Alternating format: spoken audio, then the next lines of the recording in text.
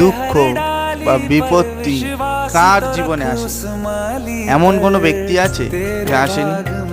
সবার জীবনে এসেছে।